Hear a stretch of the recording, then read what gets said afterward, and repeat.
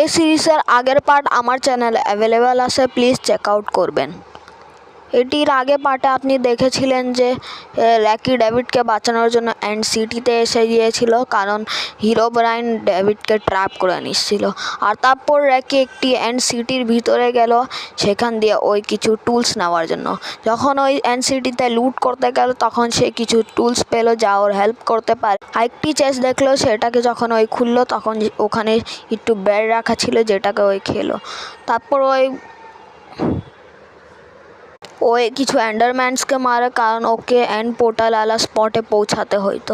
আর যখন ওই এন্ডারপাল থ্রো করে আর যখন ওই এন্ড পোর্টাল আলা স্পটে পৌঁছায় তখন দেখে যে ডেভিড আর হিরোব্রাইন ফাইট করতেছিল, কিন্তু ডেভিডের অ্যাট্যাকের কোনো কাজই হচ্ছিল না হিরোব্রাইনের উপরে।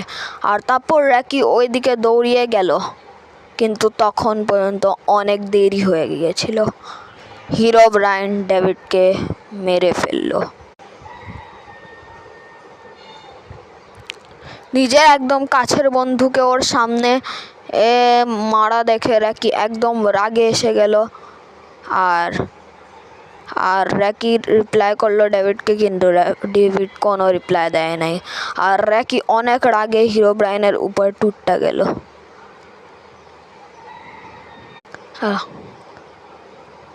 আর তারপর র্যাকি অনেক ভয়ঙ্কর অ্যাটাক করলো, কিন্তু হিরোব্রাইনের উপরে কোনো কাজই হচ্ছিল না।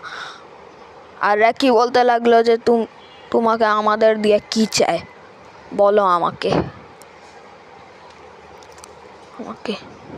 কেন তুমি ডেভিডকে মারছো? আমরা তো একটি নর্মাল মাইনক্রাফট প্লেয়ার। আর তারপর হিরোব্রাইন বলল,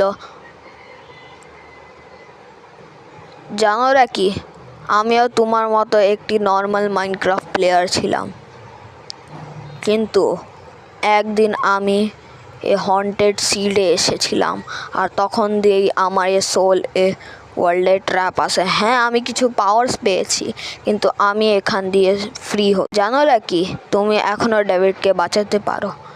আর র্যাকি বলল, কিভাবে আমাকে বলো হিরোব্রাইন। আর হিরোব্রাইন বলল, বাস তোমাকে একটি ছোট স্যাক্রিফাইস দিতে হবে। কি স্যাক্রিফাইস? আর হিরোব্রাইন বলল যে তোমাকে নেক্সট হিরোব্রাইন বানতে হবে, আর আমার সোল আর ডেভিডের সোল ওয়ার্ল্ড দিয়ে ফ্রি হয়ে যাবে।